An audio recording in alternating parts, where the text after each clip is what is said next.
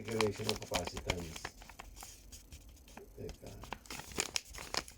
So, 50K. Teka. Hanapin ko yung likod ah. Yung pinadala mo yung likod eh, no? Okay. 1, 2, 3, 4, 1, 2, 3, 4.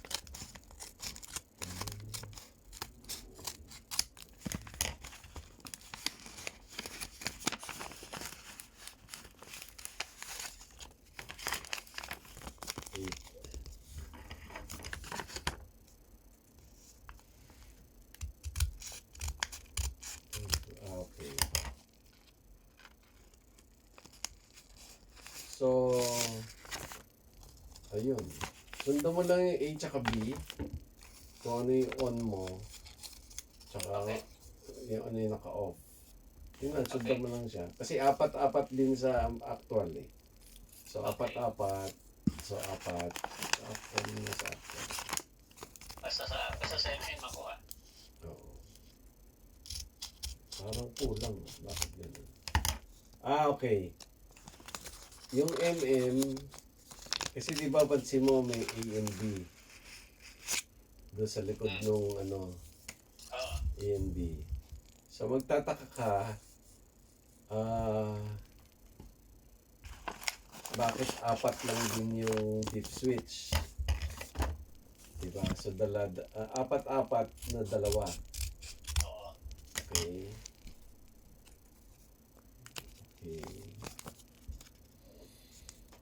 So, at 100k ohms, mag-on ka ng... Kulang yung dip switch na. Ito na ba yung dip switch niya? Sa loob wala, no? Wala. Wala. On.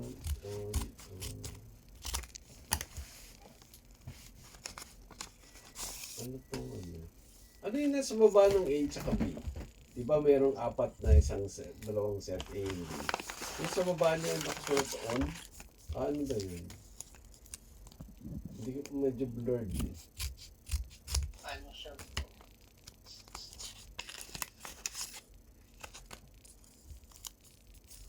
Tapos paano yung mono switch niya? Kasi may mono switch dapat siya eh.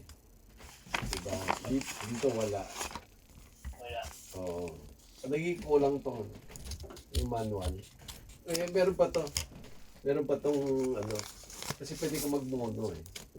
Using this mga dip switch. Sarapan wala naman eh. Wala. Oh, so, Tatlong ilaw. sa nasa likod ng ano. Hanapin mo lang yung sa mono and stereo. Diba? Hindi ka na mag-mono eh. Pero at least meron ka ng idea how to ano to do it kung gusto mo mag-mono.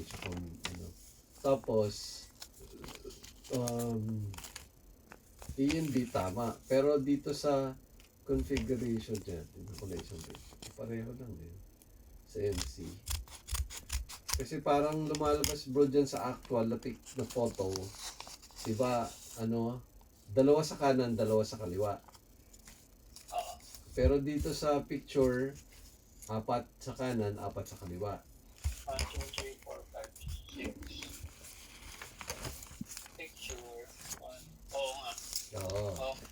So ngayon, check mo lang yung ano, yung manual kung ano, kung kasi parang may kulang eh.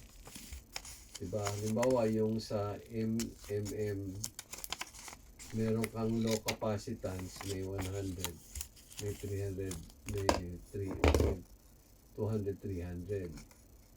So, yun ang configuration niya. Pero yung 50 ohms, okay, nag-gets ko na.